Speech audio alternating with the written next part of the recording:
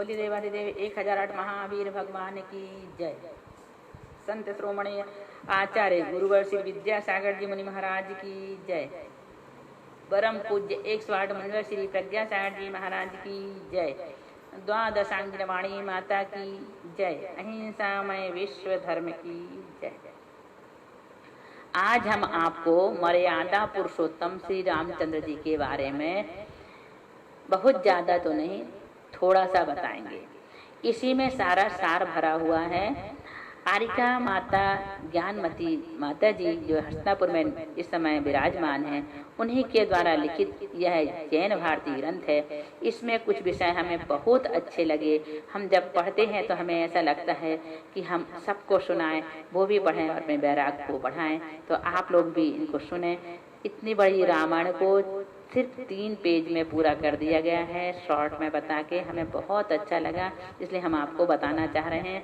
स्वाध्याय के रूप में इस ग्रंथ को आप जरूर पढ़ें। इसमें चारों अनुयोग की चर्चा की गई है। यह ग्रंथ आरिका ज्ञानमती माता जी द्वारा लिखा गया है। इसका नाम जैन भारती है। इसे आप आसानी से उपलब्ध कर सकते हैं कई लाइब्रेरी में, कई ग्रंथालय में और कई स्वाध्याय भवन में या कई मंदिर की लाइब्रेरी में ये ग्रंथ आपको उपलब्ध हो सकता है। यदि नहीं हो तो आप हस्तिनापुर से भी मंगवा सकते हैं। हमें बहुत बहुत बहुत अच्छा लगता है ये ग्रंथ। हम इसे जब चाहे जब पढ़ते हैं। हम चाहते हैं कि आप लोग भी इसे जरूर पढ़ें और एक बार नहीं बहुत बार पढ़ें। सुने मर्यादा पुरुषोत्तम श्री रामचंद्र जी का वर्णन। अयोध्या के राजा दशरथ के 4 रानियां थीं। उनके नाम थे अपराजिता, सुमित्रा, केकई और सुप्रभा। अपराजिता मीन्स कौशल्या ने पद में रामचंद्र जी नाम के पुत्र को जन्म दिया। रामचंद्र जी का दूसरा नाम क्या था? पद्म। और कौशल्या का दूसरा नाम क्या था? अपराजिता। सुमित्रा से लक्ष्मण, केकई से भरत और सुप्रभा से शत्रुघ्न, ऐसे दशरथ के 4 पुत्र हुए। राजा दशरथ ने इन चारों को विद्या अध्ययन आदि में योग्य कुशल कर दिया। लंका नगरी। किसी समय अजितनाथ के सम्मोहन में राक्षसों के इंद्र, भीम और सुभीम ने प्रसन्न होकर पूर्व जन्म के स्नेहवश विद्याधर मेघवाहन को कहा कि हे वत्स, इस लवण समुद्र में अतिशय सुंदर हजारों महाद्वीप हैं। उन द्वीपों में से एक राक्षस द्वीप है जो 700 योजन लंबा तथा इतना ही चौड़ा है। इसके मध्य में 9 योजन ऊंचा, 50 योजन चौड़ा त्रिकुटाचल नाम का पर्वत है। उस पर्वत के नीचे 30 योजन विस्तार वाली लंका नगरी है। हे विद्याधर, तुम अपने बंधुवर्ग के साथ उस नगरी में जाओ और सुख से रहो। कितनी बड़ी है वो लंका नगरी? 30 योजन विस्तार वाली है। कुछ चीजें ऐसी हैं इनको आप ध्यान रखना है। इनके प्रश्न भी आप बना सकते हैं। इसे चिंतन का विषय भी बनाया जा सकता है।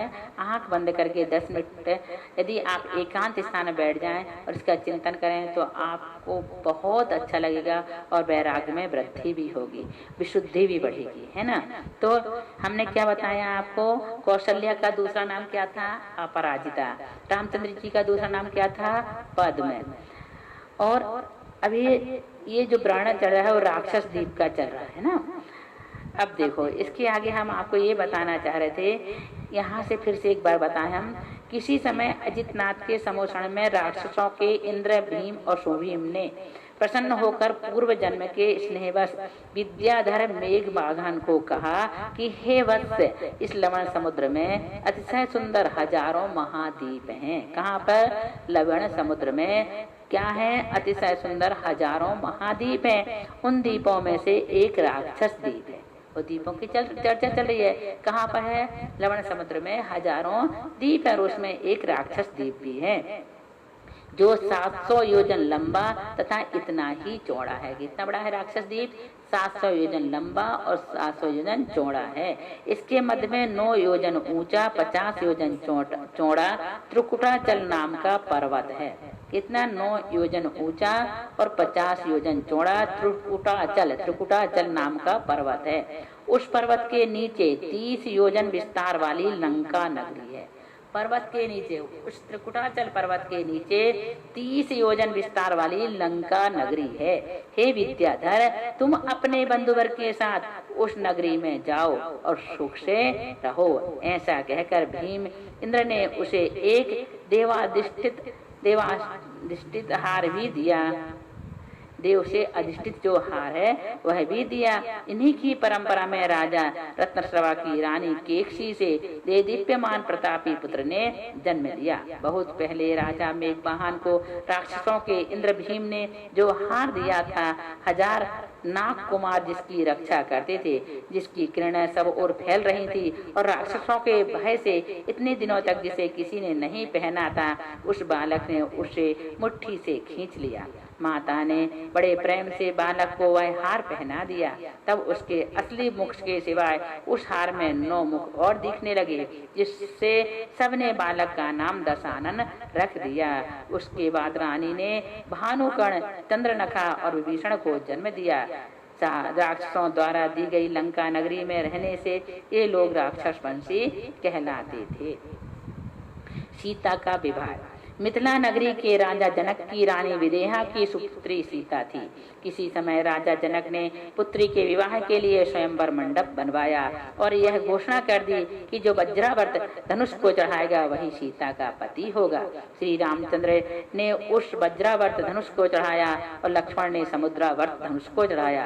रामचंद्र के गले में सीता ने वरमाला डाली एवं चंद्रवर्धन विद्याधर ने अपनी 18 कन्याओं की शादी लक्ष्मण से कर दी। उस समय भरत को विरक्त देख कैकेयी की प्रेरणा से पुनः स्वयंवर विधि से राजा कनक ने अपनी लोक सुंदरी का विवाह भरत के साथ कर दिया। रामचंद्र का वनवास बिल्कुल शॉर्ट में है। ऐसे तो पद्म पुराण पढ़ोगे तो 3 भाग भी है इसके, एक भाग भी है और एक पतला सा छोटा सा जिसमें बहुत सार की चीजें लिखी हुई हैं वो भी है। एक ढिंढवारी भाषा का है। कहने को तो पद्म पुराण बहुत सारे लिखे हुए हैं, जिसको जितना समय होता है, जिसको जितनी रुचि होती है उस हिसाब से उस ग्रंथ का वो स्वाध्याय कर लेते हैं। लेकिन इसमें बहुत छोटे से रूप में बहुत अच्छे से पद्म पुराण का वर्णन किया गया है, इसलिए हमारा मन हुआ कि हम भी आपको ये सब बात बता दें। रामचंद्र का वनवास। किसी समय राजा दशरथ वैराग्य को प्राप्त हो गए और रामचंद्र को राजभार देकर दीक्षा लेने का निश्चय किया। उसी समय भरत भी विरक्त चित्त होकर दीक्षा के लिए उद्यत होने लगे। इसी बीच भरत की माता कैकेयी घबराकर तथा मन में कुछ सोचकर पति के पास पहुंची और समयोचित वार्तालाप के अनंतर उसने पूर्व में विवाह के समय सारथी का कुशल कार्य करने के उपलक्ष्य में राजा द्वारा प्रदत्त वर, जो कि अभी तक धरोहर रूप में था, उसे मांगा और पति की आज्ञा के अनुसार उसने कहा कि मेरे पुत्र के लिए राज प्रदान कीजिए। यह वर देकर राजा दशरथ ने रामचंद्र को बुलाकर रामचंद्र से शोकपूर्ण शब्दों में यह सब हाल कह दिया। मर्यादा पुरुषोत्तम रामचंद्र पिता को अनेक प्रकार से समझाकर शोक मुक्त करके लक्ष्मण भ्राता और सती सीता के साथ वन में चले गए और दशरथ ने भी मुनि दीक्षा ले ली। उस समय भरत ने बड़ी जबरदस्ती से राज्यभार संभाला। रावण की मृत्यु। वनवास के प्रवास में किसी समय धोखे से रावण ने सीता का अपहरण कर लिया। तब हनुमान और सुग्रीव आदि विद्याधरों की सहायता से रामचंद्र जी ने रावण से युद्ध प्रारंभ किया। रावण पति नारायण था, उसके चक्ररत्न से ही लक्ष्मण के द्वारा उसकी युद्ध भूमि में मृत्यु हो गई और लक्ष्मण उसी चक्ररत्न से नारायण पदधारी हो गए। सीता का निष्कासन। बलभद्र पदधारी रामचंद्र और लक्ष्मण नारायण बहुत काल तक अयोध्या में सुखपूर्वक राज करते हुए समय व्यतीत कर रहे थे कि एक समय अकारण सीता के अपवाद की चर्चा रामचंद्र तक आई और राम ने उस निर्दोष गर्भवती सीता को धोखे से वन में निकाल दिया। जब वन में विहल चित्त सीता विलाप कर रही थी, तब पुंडरीकपुर का स्वामी राजा वज्रजंग वहां हाथी पकड़ने के लिए सेना सहित आया था। वह बड़ी ही धर्म प्रेम से सीता को अपने साथ ले गया। वही सीता को युगल पुत्र उत्पन्न हुआ, जिनका अनंग, लवण और मदांकुश नाम रखा। बाल लीला से माता को प्रसन्न करते हुए ये बालक किशोर अवस्था को प्राप्त हुए। इनके पुण्य से प्रीत सिद्धार्थ नामक क्षुल्लक उन्हें विद्या अध्ययन कराने लगे। वे क्षुल्लक जी प्रतिदिन 3 संध्याओं में मेरु पर्वत के चैत्यालयों की वंदना करके क्षण भर में वापस आ जाते थे। थोड़े ही समय में क्षुल्लक ने उन बालकों को संपूर्ण शस्त्र और शास्त्र विद्याएं ग्रहण करा दी। कौन थे वो? क्षुल्लक जी थे। क्या नाम था उनका? सिद्धार्थ। सिद्धार्थ नाम के क्षुल्लक जी ने उन्हें विद्याध्ययन कराया था। किसको? लव और कुश को। रामचंद्र का पुत्रों के साथ युद्ध। किसी समय घूमते घूमते नारद क्षुल्लक वेश में वहां आ गए और नमस्कार करते हुए दोनों कुमारों को आशीर्वाद दिया कि राजा रामचंद्र और लक्ष्मण जैसी विभूति शीघ्र ही आप दोनों को प्राप्त हो। इसके उत्तर में उन्होंने कहा, हे भगवान, वे राम और लक्ष्मण कौन हैं? नारद ने सीता के वन में छोड़ने तक का सारा वृत्तांत कह सुनाया। तब इन बालकों ने पूछा, यहाँ से अयोध्या कितनी दूर है? नारद ने कहा, 60 योजन दूर है। कितनी दूर है? 60 योजन दूर है। जहाँ पे लवकुश रहते थे वहां से अयोध्या 60 योजन दूर थी। दोनों कुमार अयोध्या पर चढ़ाई करने के लिए उद्यत हो गए। माता ने बहुत कुछ समझाया कि हे पुत्रो, तुम विनय से जाकर पिता और चाचा को नमस्कार करो, यही न्याय संगत है। किंतु वे दोनों बोले कि इस समय वे रामचंद्र हमारे शत्रु के स्थान को प्राप्त हैं, इत्यादि इत्यादि इत्यादि कहकर वे जैसे तैसे माता की आज्ञा लेकर और सिद्ध भगवान को नमस्कार कर युद्ध करने के लिए चल पड़े। वहां संग्राम भूमि में महाभयंकर युद्ध होने लगा। अनंतर को बस लक्ष्मण ने चक्ररत्न का स्मरण करके मदनांकुश को मारने के लिए चला दिया, किंतु वह चक्ररत्न वापस लक्ष्मण के पास आ गया। इसी बीच में सिद्धार्थ क्षुल्लक ने रामचंद्र और लक्ष्मण से को सच्ची घटना सुना दी। तब उन लोगों ने शस्त्र डाल दिए और पिछले शोक एवं वर्तमान के हर्ष से विहल हो पुत्रों से मिले। पुत्रों ने भी विनय से सिर झुकाकर पिता को नमस्कार किया। सीता की अग्नि परीक्षा। अनंतर रामचंद्र की आज्ञा से भामंडल, विभीषण, हनुमान, सुग्रीव आदि बड़े बड़े राजा पुंडरीकपुर से सीता को ले आए। सभा में रामचंद्र की मुखाकृति को देख सीता किम कर्तव्य विमोर सी वहां खड़ी रही। तब राम ने कहा, सीते सामने क्यों खड़ी हो? दूर हट, मैं तुझे देखने के लिए समर्थ नहीं हूँ। तब सीता ने कहा कि आपके समान दूसरा कोई निष्ठुर नहीं है। दोहरा के बहाने मुझ गर्भणी को वन में भेजना क्या उचित था? यदि मेरे प्रति आपकी थोड़ी सी भी कृपा होती तो आरिकाओं की वसति में मुझे छोड़ देते। अस्तु हे देव, आप मुझ पर प्रसन्न हो और जो भी आज्ञा दे मैं पालने को तैयार हूँ। तब राम ने सोचकर अग्नि परीक्षा का निर्णय दिया। तब सीता ने हर्षयुक्त हो एवं अस्तु ऐसा कहकर स्वीकार किया। उस समय हनुमान, नारद आदि घबरा गए। महाविकराल अग्निकुंड धधकने लगा। सीता पंच परमेष्टि की स्थिति पूजा करके मुनि सुब्रत तीर्थंकर को नमस्कार करके बोली, मैं स्वप्न में भी राम के सिवा किसी अन्य पुरुष को मन में वचन से काय से चाहा हो तो हे अग्नि देवते, तू मुझे भस्मसात कर दे, अन्यथा नहीं जलावे। इतना कहकर वह सीता उस अग्निकुंड में कूद पड़ी। उसी समय उसके शील के प्रभाव से वह अग्नि शीतल जल हो गई और कल कल ध्वनि करती हुई बावड़ी लहराने लगी। वह जल बाहर चारों तरफ फैल गया और लोक समुदाय घबराने लगा, किंतु वह जल रामचंद्र के क्षण स्पर्श करके सौम्य दशा को प्राप्त हो गया। अब लोग सुखी हुए। वापी के मध्य कमलासन पर सीता विराजमान थी। आकाश से देव पुष्पवृष्टि कर रहे थे, जो धुंधवी बाजे बज रहे थे, लवण और अंकुश आजू बाजू खड़े थे। ऐसी सीता को देखकर रामचंद्र और उसके पास गए और बोले, हे देवी प्रसन्न हो और मेरे अपराध क्षमा करो। इत्यादि वचनों को सुनकर सीता ने कहा, हे राजन, मैं किसी पर कुपित नहीं हूँ, आप विषाद को छोड़ो। इसमें आपका या अन्य किसी का दोष नहीं है, मेरे पूर्वकृत पाप कर्मों का ही यह विपाक है। अब मैं स्त्री पर्याय को प्राप्त न करूं, ऐसा कार्य करना चाहती हूँ। ऐसा कहते हुए सीता ने निष्प्रह हो अपने केश उखाड़कर राम को दे दिए।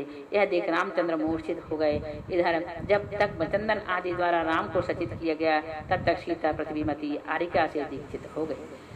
जब रामचंद्र सचेत हुए तब सीता को न देखकर शोक और क्रोध में बहुत ही दुखी हुए और सीता को वापस लाने के लिए देवों से व्याप्त उद्यान में पहुंचे। वहां मुनियों में श्रेष्ठ सर्वभूषण केवली को देखा और शांत होकर अंजलि छोड़कर नमस्कार करके मनुष्यों के कोठे में बैठ गए। वहीं पर आरिकाओं के कोठे में वस्त्रमात्र परिग्रह को धारण करने वाली आरिका सीता बैठी थी। केवली भगवान का विशेष उपदेश सुनकर राम ने संतोष को प्राप्त किया। श्री रामचंद्र का शोक। किसी समय सौधर्म इंद्रदेवों की सभा में विराजमान था। अनेकों धर्म चर्चाओं के मध्य राम और लक्ष्मण के परस्पर के स्नेह की चर्चा हुई। इस चर्चा को सुनकर कौतूहलवश परीक्षा करने के लिए रत्नचूल और मृगचूल नामक दो देव अयोध्या आ गए। विक्रिया से अंतःपुर में रुदन का शब्द करा दिया तथा कोई पुरुष आ जाकर लक्ष्मण से बोला, हे देव, राम की मृत्यु हो गई। बस इस शब्द को सुनते ही हाय यह क्या हुआ, ऐसा कहते हुए लक्ष्मण के प्राण निकल गए। यह दृश्य देख दोनों देव विषाद और आश्चर्य से भरे हुए स्वर्ग को चले गए और सदैव पश्चाताप की अग्नि में झुलसते रहे। उस समय लक्ष्मण की 17,000 स्त्रियां शोक से संतप्त हो गईं। जब रामचंद्र वहां आए और सब ओर से मृतक के चिन्ह देख रहे हैं, फिर भी मोह से मुग्ध हुए उसे जीवित समझ रहे थे। 6 मास तक लक्ष्मण के मृतक कलेवर को लिए हुए पागलवत चेष्टा करते रहे। इसी मध्य सीता के दोनों पुत्रों ने पुनः गर्भवास में न जाना पड़ा। इससे भयभीत होकर पिता के चरणों को नमस्कार करके वन में जाकर दीक्षा ले ली। अनेकों इष्ट मित्रों के राजाओं के समझाने पर भी रामचंद्र प्रबोध को प्राप्त नहीं हुए थे। उस समय कृतांत भक्त सारथी और जटायु के जीव जो कि स्वर्ग में देव हुए थे, वे दोनों आकर यदवा तद्वा क्रिया करने लगे। एक देव सूखे वृक्ष को सींचने लगा, दूसरा पत्थर पर बीज बोने लगा। इन सब विपरीत क्रियाओं को देख राम उनको समझाने लगे, परंतु स्वयं नहीं समझे। तत्पश्चात देव एक मृतक कलेवर को कंधे पर लेकर सामने खड़ा हो गया, तब भी उसे समझाने लगे। तब उसने कहा, हे देव, आप भी तो मृतक को लिए घूम रहे हैं, सदृश्य में ही मैत्री होती है, हम सब मूर्खों के आप राजा हैं, इत्यादि प्रकार के देव के वचनों से राम का मोह शिथिल हो गया। वे स्वयं अपनी इस चेष्टा पर लज्जित हो उठे और शोक का त्याग कर लक्ष्मण का दाह संस्कार किया। रामचंद्र की दीक्षा और निर्वाण गमन अनंतर अनंग लवण के पुत्र अनंत लवण को राज देकर आकाशगामी सुब्रत मुनि के समीप निर्गंध दीक्षा धारण कर ली। उस समय शत्रुघ्न, विभीषण, सुग्रीव आदि कुछ अधिक 16,000 राजा साधु हुए और 27,000 प्रमुख स्त्रियां श्रीमती नामक साध्वी के पास आरिका हुई।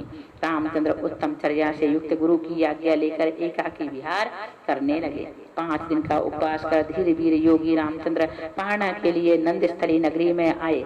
उनकी दीप्ति और सुंदरता को देखकर नगर में बड़ा भारी कोलाहल हो गया। पड़गाहन के समय, हे स्वामिन, यहाँ आइए, यहाँ ठहरिए इत्यादि अनेकों शब्दों से आकाश व्याप्त हो गया। हाथियों ने भी खंबे तोड़ डाले, घोड़े हिलनाने लगे और बंधन तोड़ डाले। उनके रक्षक दौड़ पड़े। राजा प्रतिनंदी ने भी क्षुभित हो वीरों की आज्ञा दी कि आओ, इन मुजाज को मेरे पास ले आओ। इस प्रकार भट्टों के कहने से महामुनि रामचंद्र अंतराय जानकर वापस चले गए। तब वहां और अधिक क्षोभ मच गया। अनंतर रामचंद्र ने 5 दिन का दूसरा उपवास ग्रहण कर प्रतिज्ञा ली कि मुझे वन में आहार मिलेगा तो ग्रहण करूंगा, अन्यथा नहीं। कारणवश गए हुए इन्हीं राजा प्रतिनंदी ने रानी सहित वन में रामचंद्र को आहार दान देकर 50 प्राप्त किए। रामचंद्र को अक्षीण महानस सिद्धि थी, अतः उस बर्तन का अन्न उस दिन अक्षीण हो गया। घोर तपस्या करते हुए रामचंद्र को माघ शुक्ल द्वादशी के दिन केवल ज्ञान प्रकट हो गया। तब देवों ने आकर समोषण की रचना की। रामचंद्र की आयु 70,000 वर्ष की थी और शरीर की ऊंचाई 16 धनुष प्रमाण थी। कितनी थी? 70,000 वर्ष की थी रामचंद्र जी की आयु और ऊंचाई 16 धनुष प्रमाण की थी।